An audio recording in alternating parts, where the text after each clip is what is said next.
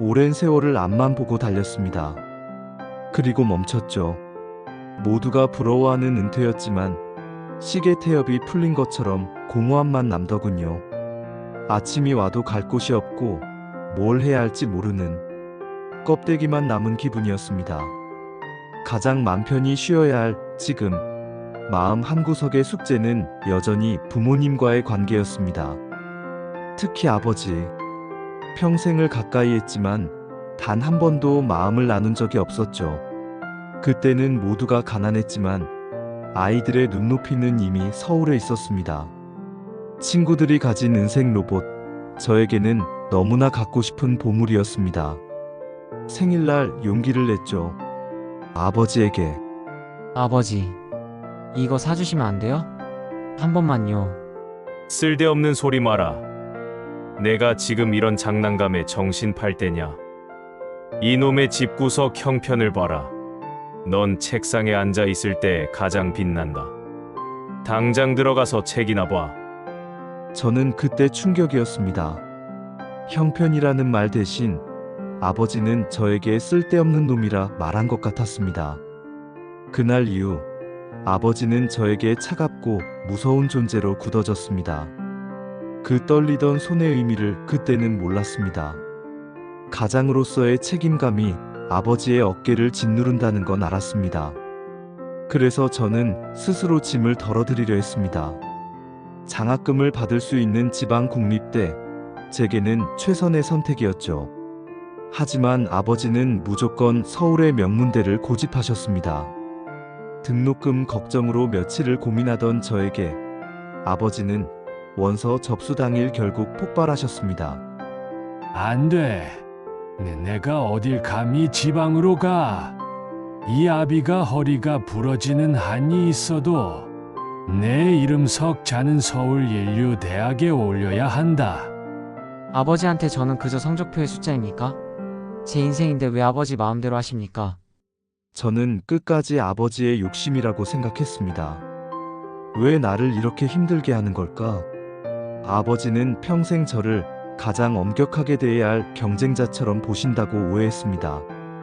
아버지의 치매 증세가 심해지기 전 짐을 정리해야 했습니다. 마치 아버지의 인생을 정리하는 기분이었죠. 낡은 책장 깊숙한 곳, 손때 묻은 책들 사이에서 무언가 발견했습니다. 어머니의 필체로 쓰인 낡은 노트. 겉보기엔 단순한 가계부였지만 예감이 좋지 않았습니다. 마치 열어서는 안 될 판도라의 상자 같았죠. 하지만 이미 손은 페이지를 넘기고 있었습니다. 작은 글씨로 깨알같이 적힌 메모들. 준호 학원비 쌀 한 가마값보다 비싸네. 오늘은 영감이 돈을 못 구해와서 준호에게 모질게 말했다. 가계부의 숫자가 아니라 가장의 피눈물이었습니다. 쿵. 머리를 망치로 맞은 듯 했습니다. 일기장에는 이렇게 쓰여 있었습니다. 1975년 5월 4일. 영감, 밤새 잠 못 이루고 술 마심. 준호 생일 로봇 사주지 못한 것이 가슴에 사무친다며 눈물을 보였네. 가장 똑똑한 놈에게 가장 미안하다고. 장난감을 거절했던 아버지의 차가운 얼굴 뒤에는 자식을 향한 미안함으로 짓눌린 가장의 절망이 있었습니다. 그 호통은 저에게가 아니라 무능했던 자신에게 던진 채찍이었음을, 저는 지난 50년을 아버지의 가장 큰 사랑을 가장 큰 오해로 갚고 살았습니다. 아버지는 저를 미워한 것이 아니라 너무나 사랑해서 해줄 수 없는 것이 두려웠던 겁니다. 내 오해가 아버지를 평생 외롭게 만들었습니다. 어머니, 아버지께서 그때 정말 저 때문에 우셨나요? 내 아버지는 평생 너를 희망이라고 불렀단다. 서울대에 원서 넣은 날 등록금 구할 길이 없어 이웃집 담벼락에 기대서 밤새 우는 걸 내가 봤어. 내가 밖에서 기죽을까봐. 그게 내 아버지의 마지막 자존심이었어. 명문대 고집은 당신의 욕심이 아니라 저를 향한 마지막 자존심이셨던 겁니다.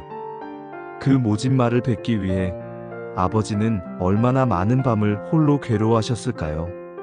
아버지의 모든 엄격함은 당신의 인생을 걸고 저에게 줄 수 있었던 가장 값비싼 선물이었습니다. 저는 이제야 그 선물의 포장을 뜯었습니다.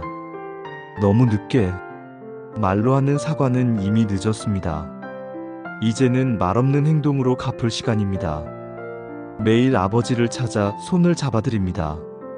당신의 침묵을 배웠으니 저도 침묵 속에서 사랑을 전합니다. 아버지께서 가장 선명하게 기억하는 시절의 이야기를 들려드립니다. 젊고 당당했던 가장의 모습, 그리고 그 옆에서 제가 자랑스러운 아들이었다는 것을 끊임없이 말해드립니다. 아버지는 이제 웃을 줄 아십니다. 가장으로서 당신이 지키려 했던 그 삶의 존엄, 이제 제가 지켜드릴 차례입니다. 따뜻한 밥 한 그릇, 편안한 잠자리, 그리고 늦었지만 진심을 담은 눈빛. 부모님의 마음은 우리가 어른이 되었을 때, 혹은 부모가 되었을 때 비로소 읽을 수 있는 가장 어려운 고전입니다. 아직 기회가 있다면 부디 오해를 푸는 용기를 내세요. 그 침묵 뒤에는 세상에서 가장 큰 사랑이 숨어 있을지도 모릅니다.